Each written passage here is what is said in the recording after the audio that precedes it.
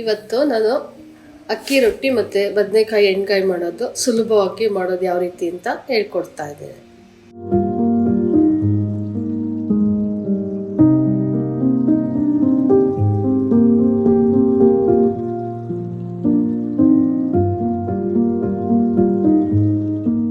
ಮೊದಲಿಗೆ ಅರ್ಧ kg ಬದನೆಕಾಯಿ ತೊಗೊಂಡಿದ್ದೀನಿ.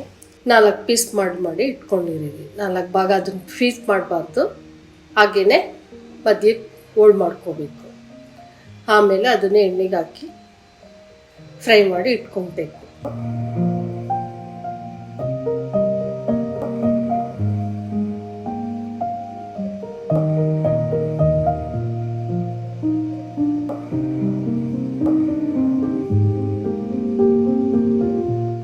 ಇವಾಗ ಅದಕ್ಕೆ ಸಿಂಪಲ್ಲಾಗಿ ಒಂದು ಮಸಾಲೆ ರೆಡಿ ಮಾಡ್ಕೊತೀನಿ.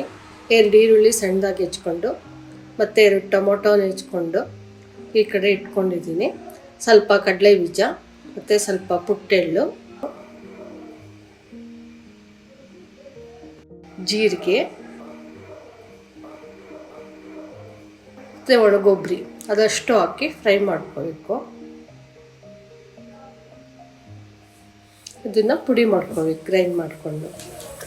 ಆಮೇಲೆ ಒಂದು ಕಡಾಯಿ ತೊಗೊಂಡು ಎಣ್ಣೆ ಹಾಕಿ ಅದಕ್ಕೆ ಸ್ವಲ್ಪ ಸಾಸಿವೆ, ಜೀರಿಗೆ, ಈರುಳ್ಳಿ ಹಾಕಿ ಫ್ರೈ ಮಾಡಬೇಕು. ಸ್ವಲ್ಪ ಕರಿಬೇವು, 1 ಸ್ಪೂನ್ ಶುಂಠಿ ಬೆಳ್ಳುಳ್ಳಿ ಪೇಸ್ಟ್,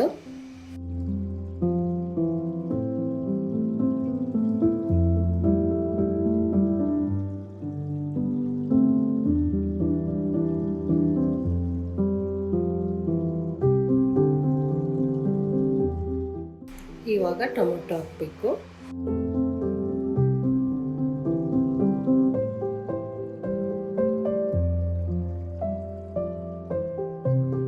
ಟೊಮೊಟೊ ಡ್ರೈ ಆಗಲಿ ಅಂತ ಸ್ವಲ್ಪ ಉಪ್ಪು, 1 ಸ್ಪೂನ್ ಧನಿಯಾ ಪುಡಿ, 1 ಸ್ಪೂನ್ ಖಾರದ ಪುಡಿ, ಗರಂ ಮಸಾಲ ಪುಡಿ ಮಾಡ್ಕೊಂಡಿರೋದು ಮಸಾಲೆ ಪುಡಿ 3 ಸ್ಪೂನ್ ಹಾಕಿ ಚೆನ್ನಾಗಿ ಫ್ರೈ ಮಾಡಬೇಕು. ಅದಾದಮೇಲೆ ಸ್ವಲ್ಪ ನೀರು,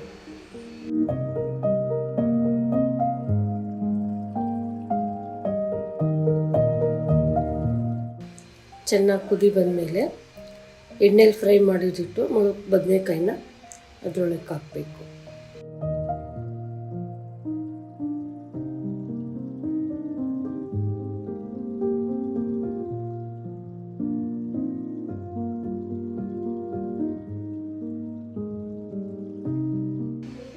ಚೆನ್ನಾಗಿ 10 ನಿಮಿಷ ಲೋ ಫ್ಲೇಮಲ್ಲಿ ಇಟ್ಟು ಬೇಯಿಸ್ಕೋಬೇಕು.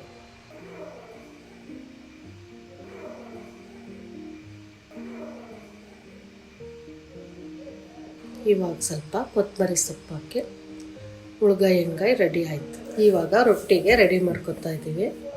1 ಬಟ್ಲು ಅಕ್ಕಿ ಹಿಟ್ಟು, 1 ಬಟ್ಲು ಗೋಧಿ ಹಿಟ್ಟು, ರುಚಿಗೆ ತಕ್ಕಷ್ಟು ಉಪ್ಪು, ನೀರು. ಹಿಟ್ಟನ್ನು ಇಡ್ಲಿ ಹಿಟ್ಟಿನ ಅದಕ್ಕೆ ಕಲಿಸ್ಕೋಬೇಕು, ಚೆನ್ನಾಗಿ ನಾದ್ಕೋಬೇಕು.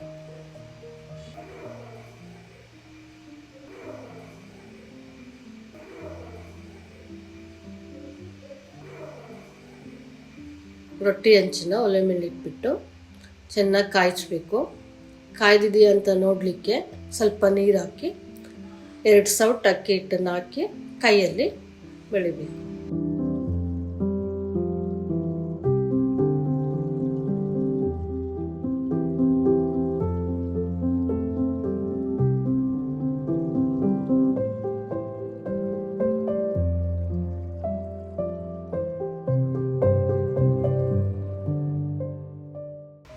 ಐದು ನಿಮಿಷ ಬೇಯಿಸ್ಬೇಕು.